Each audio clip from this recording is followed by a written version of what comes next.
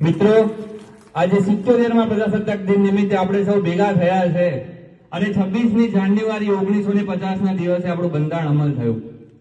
મિત્રો, 26મી જાન્યુઆરી શું કરવા માટે ખાસ આપણે યાદ રાખવું જોઈએ.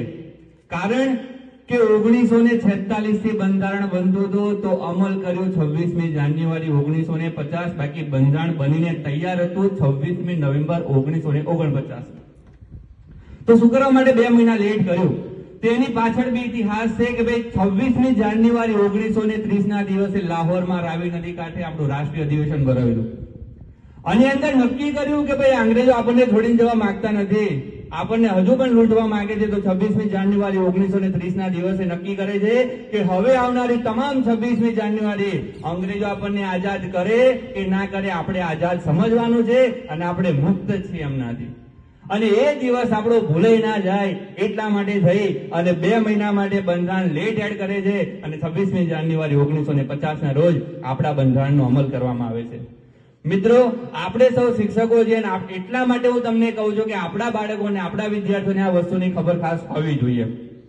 આગળ કે બંધારણ ઘડતરની પ્રક્રિયામાં 289 જેટલા સભ્યો સામેલ હતા, પણ લીગલ સાઇનમાં તમે જુઓ તો 284 જેટલા સભ્યોની સાઇન.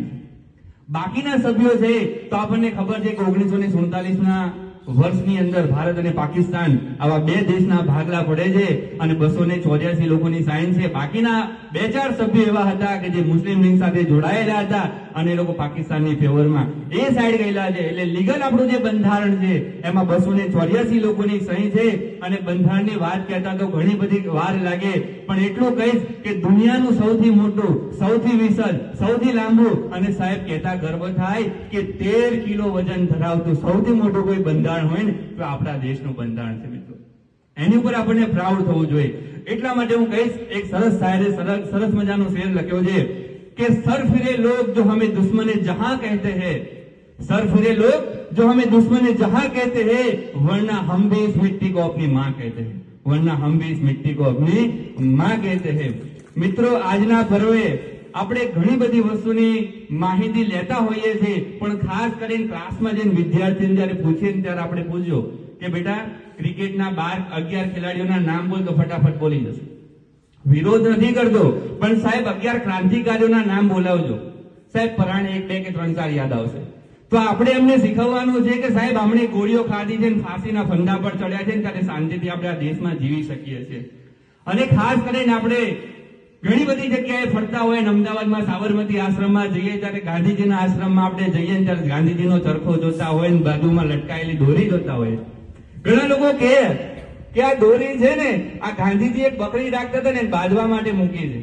પણ હું એટલું કહીશ કે ભાઈ એ દોરીને યાદ રાખ્યા કરતા એટલું કહું કે ભાઈ कितने झूले थे फांसी के फंदे पे, कितने झूले थे फांसी के फंदे पे, कितनों ने छाती पे गोलियां खाई थी, कितने झूले थे फांसी के फंदे पे, कितनों ने गोलियां खाई थी. अरे क्यों झूठ बोल रहे हो साहब कि गांधी के चरखे से आजादी आई थी, गांधी के चरखे से आजादी आई थी. મિત્રો, આગળ ઘણી વાત છે, એટલું કહીશ કે સાહેબ આપણે હજુ પણ એક ભૂલ કરીએ છીએ. આપણે વિદ્યાર્થીઓને એવું કહેતા હોઈએ છીએ કે અંગ્રેજોની દેન છે ઘણી બધી વસ્તુની, રેલવે હોય કે તાર ટપાલ હોય, પણ સાહેબ તમને ખબર હોવી જોઈએ કે અંગ્રેજો તો ખાલી 200 વર્ષ રાજ કર્યું. 1250 વર્ષ આપણે ગુલામી વેઠી છે સાહેબ. અલગ અલગ પ્રજા શાસન કરતી 1250 વર્ષ પછી આપણે પ્રોપર વે પર મુક્ત થયા છે. અને એટલા માટે કહીએ કે આપણા દેશમાં જે હતું ને દુનિયામાં ક્યાંય નતું. ચરકને કેમ ભૂલી જાય, સુશ્રુતને કેમ ભૂલી જાય, વાઘબટને શું કરવા માટે ભૂલીએ? સાહેબ મેડિકલ સિસ્ટમ આખી દુનિયામાં નથી ને ત્યારે ભારતમાં મેડિકલ એજ્યુકેશન મળતું હતું. અરે હું એટલા ટ્રસ્ટ સાથે કહીશ કે સાહેબ આજે આપણા વિદ્યાર્થીઓ વિદેશમાં ભણવા માટે જાય છે ને સાહેબ, હુએન સાંગ અને ફાઇયાન જેવા સાહેબ વિદેશી મુસાફરો, ચાઇનાના મુસાફરો ભારતમાં એજ્યુકેશન માટે નાલંદા, તક્ષશિલા અને વારાણસી વિદ્યાપીઠમાં આવતા હતા. શું કરવા માટે આપણે ભૂલી જઈએ? અને હુએન સાંગની વાત કરું તો સાહેબ એટલો ખતરનાક વ્યક્તિ હતો કે ભારતમાં ભણીને ભારતના 657 નાલંદાના હસ્તલિખિત ગ્રંથો પોતાની પાસે ચાઇના લઈ ગયો. હસ્તલિખિત કે જેની એક પણ કોપીરાઇટ ભારત જોડે નથી, તો એને ગ્રંથોમાં શું દેખાયું હશે? એટલે ખાસ કરીને આપણે આપણા વિદ્યાર્થીઓને આપણા સાહિત્યો તરફ, આપણા ગ્રંથો તરફ અને એનું જ્ઞાન આપવાની જરૂર છે. ભલે કહેતું અમેરિકા કે સાહેબ અમે વિમાનની શોધ કરી છે, બાકી રામાયણમાં આપણને ખબર છે કે રાવણ પુષ્પક નામનું વિમાન લઈને આવે છે. શું કરવા માટે આપણે ભૂલી જઈએ છીએ?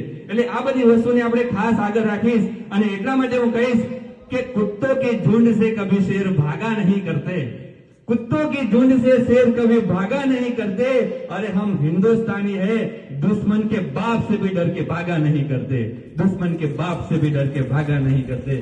અંતે કુમાર વિશ્વાસની એક સરસ મજાની કડી છે, એ મારે તમને કહેવી છે કે जिसे चाहा है लहू से उसे वो खो नहीं सकती, जिसे चाहा लहू से है उसे वो खो नहीं सकती, सियासत चाह कर भी 20 बीज वो रो नहीं सकती, वतन के नाम पर जीना, वतन के नाम पर मरना, वतन के नाम पर जीना, वतन के नाम मर जाना, शहादत से बड़ी कोई इबादत हो नहीं सकती, शहादत से बड़ी कोई इबादत हो नहीं सकती. Thank you so much.